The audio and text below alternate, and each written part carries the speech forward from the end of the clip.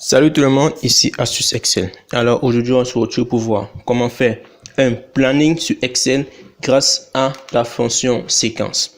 Alors avant d'y aller, n'hésitez pas à vous abonner si ce n'est pas encore fait pour rejoindre ma grande communauté pour vous donner tas d'astuces Excel de plus en plus impressionnantes.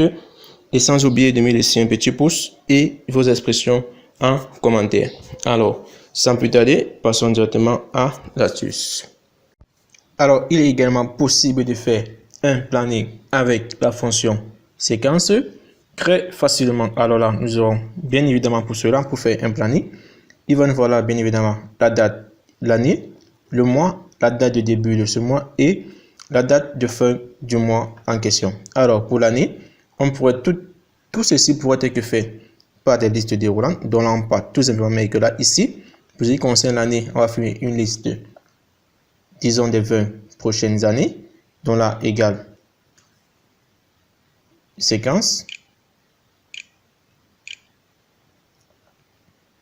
Là, on va choisir en ligne, on va faire les 20 prochaines années. Là, on va préciser bien qu'on veut. On va commencer en 2020 et là, valider, entrée. Et là, nous avons donc les 20 prochaines années. Et là, pour les mois également, on peut décider de faire également pareil. Donc, on va mettre là égale séquence. Là, puisque les mois, il y en a 12, on peut se limiter tout simplement là. Et là, nous avons donc la liste de nos années et la liste de nos mois. Là, on peut donc faire la validation de nos données. Là, ici, données, validation de données, autoriser la liste. Et là, entrer là égale, sélectionner nos années. Donc là, on va sélectionner là et on va mettre là tout simplement associé à cela le symbole JS. Là, pour le symbole JS, c'est pour dire que la liste est étendue, donc la liste n'est pas limitée. Donc là, OK. Et nous avons nos listes d'années qui pourraient être bien évidemment modifiées. Puis, on aura également la liste de nos mois. Pour les mois, c'est pareil. On va également faire pareil. La validation de données et le symbole JS. Et là, OK. Et c'est pareil. Nous avons également la liste de nos mois. Pour la date de début, c'est très simple. On va simplement mettre là égale date. On va mettre tout simplement là l'année, le mois en question et le jour, puisque c'est la date de début, on va simplement mettre là 1 et fermer la parenthèse, entrée. Donc, dans la date de début. Et pour la date de fin, c'est la fonction fin mois. Donc, fin du mois.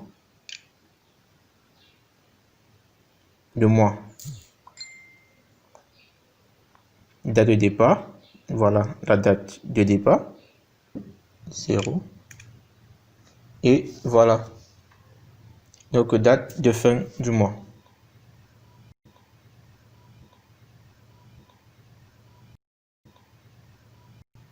Et là, à présent, on peut donc faire notre planning à ce niveau-là. On va seulement mettre là égale séquence. Ici, pour le nombre, on veut le faire en ligne. Et là, ici, le nombre de lignes sera fonction entre ces deux-ci. Bien évidemment, la fonction joue avec un S là.